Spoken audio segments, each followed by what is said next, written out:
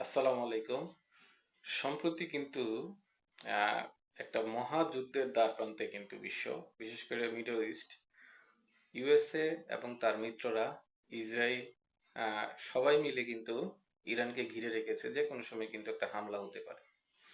তো এই যুদ্ধে আসলে শেষ পরিণতি কি হবে তা আল্লাহ ভালো জানে। তো আমাদের একটা ধারণা রয়েছে, সেটা হচ্ছে কি হতে পারে। অনেক অনেক বিশ্লেষণ করেন। তো এই যুদ্ধে আমেরিকা যেরকম ইরাকে আহ, সাদ্দাম সরকারের পতন ঘটিয়েছিল, লিবিয়াতে আহ, গাদ্দাফিকে পতন করিয়েছিল, আফগানিস্তানে এরকম হয়েছিল, এই যুদ্ধটা কি এরকমই হবে? উত্তর হলো না। কারণ এখানে কোনো একক ব্যক্তির উপরে আসলে এই দেশটা নির্ভর করে না। যেমন আপনারা অনেকে বলতে পারেন যে ইরানের তো একজন ধর্মীয় নেতা রয়েছে, যিনি ওনার কথাই হচ্ছে সর্বোচ্চ আইন। কিন্তু আসলে এই ধর্মীয় নেতার বিকল্প রয়েছে। একক, এক, দুই, তিন এরকম ভাবে তারা কিন্তু শ্রেণী বিন্যাস করে রেখেছে। পাশাপাশি নেতৃত্বকেও এক, দুই, তিন এরকম ভাবে বিকল্প করেছে, অনেকটা সামরিক বাহিনীর মতো। যেমন যদি উপরস্থ কর্মকর্তা কেউ হতাহত হয়, তাহলে পরবর্তীতে যে আসে সেই কিন্তু দায়িত্ব নিবে। এই টাইপের কিন্তু এখানে করা হয়েছে, যাতে করে তাদের যেই শাসন কাঠামো, যে স্ট্রাকচারটা রয়েছে, এবং ইতিহাসে কিন্তু একমাত্র ইরানের শাসন কাঠামোটাই কিন্তু অত্যন্ত জটিল এবং ভিন্ন। এটার সাথে কিন্তু কারো কখনো এই ধরনের শাসন কাঠামো কিন্তু মিলে না। এই জন্য এখানে ইরানের এতটা ইরানকে দমানো এতটা সহজ হবে না। আরেকটা বিষয় হচ্ছে, ইরানের সমর শক্তিও কিন্তু একেবারে ছেড়ে দেওয়ার মতো নয়। যদিও আমেরিকা হচ্ছে বিশ্ব শক্তি বা super power, super power America, পাশাপাশি ইসরায়েল এবং অন্যান্য মিত্র যারা রয়েছে, সবাই মিলে যদি অ্যাটাক করে, তাহলে কিন্তু ইরানের আহ, ব্যাপক ক্ষয়ক্ষতি হবে। কিন্তু ক্ষয়ক্ষতি হলেও ইরানকে যে একেবারে নিঃশেষ করা যাবে, ইরাকের মতো বা আফগানিস্তানের মতো একেবারে পঙ্গু করে দেওয়া যাবে, বা লিবিয়ার মতো একেবারে ছিন্ন ভিন্ন করে দেওয়া যাবে, এরকমটা কিন্তু আশা করা যায় না। ইরানের যেই সক্ষমতা রয়েছে, সেটা কিন্তু তারা পাল্টা অ্যাটাক করবে, এবং অ্যাটাক করে কিন্তু দেখিয়েছে কয়েকবার। এই কারণে কিন্তু ওদের ভিতরে এত ভয়। এই জন্য এখনো পর্যন্ত, আজকে 31 তারিখ পর্যন্ত কিন্তু এখনো কিন্তু ইউএসএ কিন্তু তাদেরকে সরাসরি অ্যাটাক করেনি, এবং গুঞ্জন শোনা যাচ্ছে যে হালকা অ্যাটাক করে আবার চলে আসবে, অর্থাৎ মেইন মেইন স্থাপনায় অ্যাটাক করবে। এটাই ইউএস এর সম্মান রক্ষার্থে, যে ইউএসএ যে কথা বলে সেটা তারা করে দেখায়, এরকমটা। এই জন্যে তাদের কথা রক্ষার্থে বা বিশ্বের সাথে তাদের মুখটাকে রক্ষার জন্যে তারা গুরুত্বপূর্ণ কিছু স্থাপনায় হয়তো বা হামলা করবে, হামলা করে আবার ব্যাক চলে আসবে। কিন্তু এখানে এটাও কিন্তু একটা রিস্কের ব্যাপার। কারণ হচ্ছে, ইরান কিন্তু এটার পরেও কিন্তু তারা বলেছে যে তাদের মার্কিন যত ঘাঁটি রয়েছে আশপাশে, এমনকি ইসরায়েলের পর্যন্ত তারা এবং এর মিত্র যারা রয়েছে তাদের সবাইকে একসাথে অ্যাটাক করবে। কারণ ইরানের আর কোনো কিছু কিন্তু হারানোর কিছু নেই। যেমন গরিব মানুষ কিন্তু তার সম্পদের কোনো ভয় নেই, কারণ তার কাছে নাই তো কিছু, যা আছে তাই দিয়ে সে চেষ্টা করবে। আর ইরান কিন্তু নিষেধাজ্ঞার কবলে পড়ে কিছুটা নিজস্ব প্রযুক্তিতে অনেক দূরে এগিয়ে গেছে, এবং তার সবচেয়ে বড় আহ, শক্তি হচ্ছে যে ড্রোন প্রযুক্তি। এটা হচ্ছে আপনার যে এককভাবে যদি একটা ইউএস এর যেই নৌ ক্যারিয়ার বলা হয় যেটাকে, এই ক্যারিয়ারে যদি মনে করেন একসাথে প্রথমে একেবারে ওরা যেভাবে অ্যাটাক করে, সেটা হচ্ছে প্রথমে নর্মাল ধরুন 500 ড্রোন তারা পাঠাবে, যেগুলো একেবারে ছোট ছোট বা স্বল্প স্বল্প মানে কার্যকরী।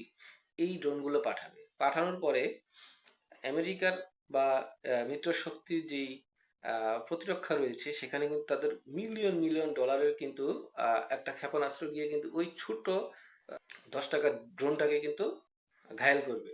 এরকম করতে করতে যখন 500, তার মানে 500ই 500 ড্রোন ধ্বংস করতে তাদের কিন্তু ধরুন 5,000 বিলিয়ন টাকা শেষ হয়ে যাবে, বা ওই অস্ত্রের মজুদ শেষ হয়ে যাবে। তখন ইরান কি করবে, তার চাইতে শক্তিশালী যেটা রয়েছে সেটা পাঠাবে।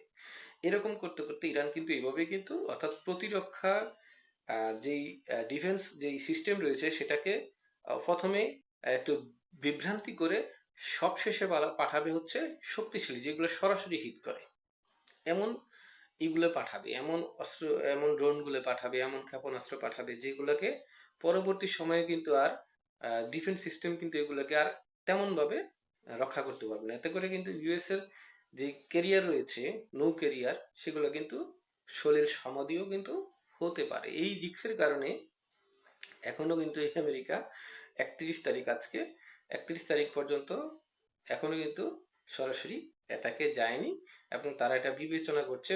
অর্থাৎ সবচেয়ে বড় কথা হচ্ছে ইরানের ফিডব্যাকটা কেমন হয়, এই ভয়ে কিন্তু এখন অ্যাটাক হচ্ছে না। অন্যথায় কিন্তু এতদিন ইরানকে কিন্তু তছনছ করে ফেলার সমস্ত আয়োজন কিন্তু শেষ ছিল।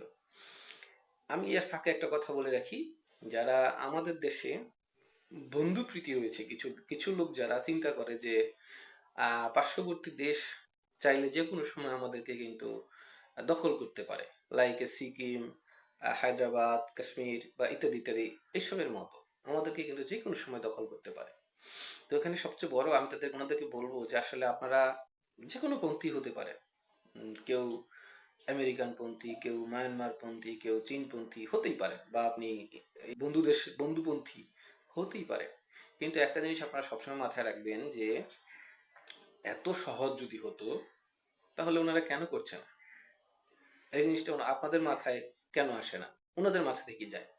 কারণ হচ্ছে এখানে 18 কোটি মানুষ, এই 18 কোটি মানুষের ভিতরে না হয় সর্বোচ্চ 1 কোটি ধর্মীয়ভাবে ওদের সাথে মিলে যাবে, 2 কোটি ধরে ওনারা গায়েব করে দিলেন, যুদ্ধে হতাহত হলো। বাকি 15 কোটি মানুষ, এই 15 কোটি কি সবাই কিন্তু থাকবে তখন মুসলিম। এই মুসলিমগুলো কি হবে? বন্ধু দেশের অন্তর্ভুক্ত হবে।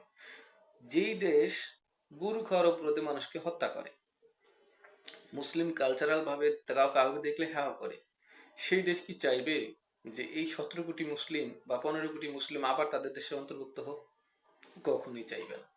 সুতরাং এই কারণে তারা কিন্তু এই দেশ কখনোই দখল করবে না। তবে হ্যাঁ, এই দেশের ক্ষতি করার জন্য সর্বোচ্চ চেষ্টা করবে। সেম ক্যাটাগরিতে ইউএসএ চাইবে যে ইরানকে দখলে রাখার প্রয়োজন নেই, শুধু চাই তাদেরকে এমন একটা গভর্নমেন্ট সেখানে সেট আপ করা, যে এই গভর্নমেন্টটা ইউএস এর কথা বা পশ্চিমাদের কথায় উঠবে, বলবে, নাচবে, খাবে, দাবে, ঘুমাবে, সবকিছু ওদের কথায় হবে।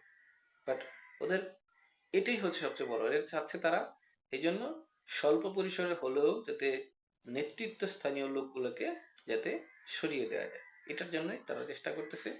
এবং এটা হলে এর প্রতিক্রিয়া কি হবে, বা পাল্টা প্রতিক্রিয়ায় কি তাদেরও বড় ক্ষতি হবে, এই ভয়ে কিন্তু এখনো পর্যন্ত সরাসরি অ্যাটাক করছে না। এর আগেও কিন্তু আমেরিকা কিন্তু ইসরায়েলের অনুরোধে অ্যাটাক করেছিল ইরানে, যেটা হচ্ছে মানে স্বল্প পরিমাণে, অর্থাৎ তাদের বোমারু বিমানগুলো জাস্ট ইরানের আহ, পারমাণবিক যেই স্থাপনাগুলো রয়েছে সেটার ভিতরে কিন্তু দেখে দেখে বোমিং করেছে। পরে কিন্তু আর ব্যাপক হারে অন্য কোথাও কিন্তু তারা যুদ্ধ করেনি, যা করেছে ইসরায়েল এবং ইরান। তারা দুই দেশ, এক দেশ আরেক দেশকে করেছে, কিন্তু আমেরিকা কিন্তু এখানে সরাসরি ইনভলভ হয়নি ওইভাবে। এখন যদি আমেরিকা সরাসরি ইনভলভ হয়, এটা হচ্ছে এরকম, যুদ্ধ একটা জিনিস হচ্ছে এরকম আপনার কাঁঠালের আঠের মতো। আমরা ছোটবেলা যখন কাঁঠাল খাইতাম, দেখতাম হঠাৎ করে একটা মাছি আসা কাঁঠালের, যে আমার এলাকায় যেটাকে বলে ভুট্টা, ভুট্টার উপরে আইসা বসতো, মানে কাঁঠালের উপরে আর কি, ভাঙা কাঁঠালের উপরে ভুট্টার উপরে বসতো। বসে সে কিন্তু আসছে কিসের জন্য? খাওয়ার জন্য। যখন বসছে তখন 1 পা 2 পা করে এরকম এরকম করতে করতে করতে করতে সে কি করতো? এটাতে আটকে যেত, এবং আটকে যাওয়ার পরে একসময় উড়ে যেত। কিভাবে?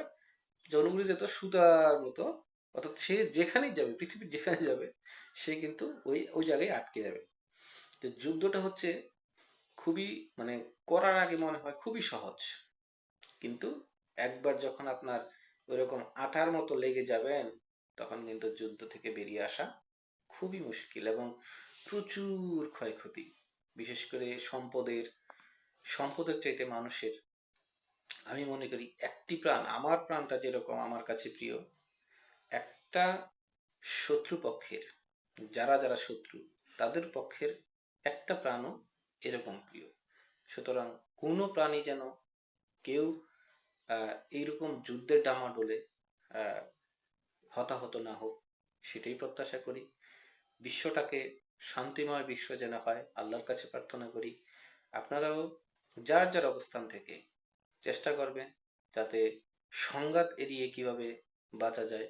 অপরাধী যদি কেউ থাকে তার শাস্তি হোক, সমস্যা নেই, কিন্তু ব্যাপক হারে ব্যাপক যুদ্ধ, গণহত্যা, গণহারে মানুষকে, মানবতা ধ্বংস করা, এটার পক্ষে কখনোই আমরা থাকতে পারি না। আমরা চাই সবাই সবাই শান্তিময় পৃথিবী গঠন করব, সবাই শান্তিতে থাকব। যার যে কদিন হায়াত আছে এই কদিন সে স্বাভাবিক মৃত্যু নিশ্চয়তা আমরা সবাই চাই। এই জন্য ভিডিওটা বেশি বেশি শেয়ার করবেন এবং আপনারা আপনাদের অবস্থান থেকে চেষ্টা করবেন আপনাদের লেখালেখির মাধ্যমে, আপনাদের আহ, আহ, বাচন শক্তির মাধ্যমে, আপনাদের শারীরিক শক্তির মাধ্যমে যেভাবে চেষ্টা করবেন যাতে পৃথিবীতে সংঘাতহীন পৃথিবী তৈরি করা যায়।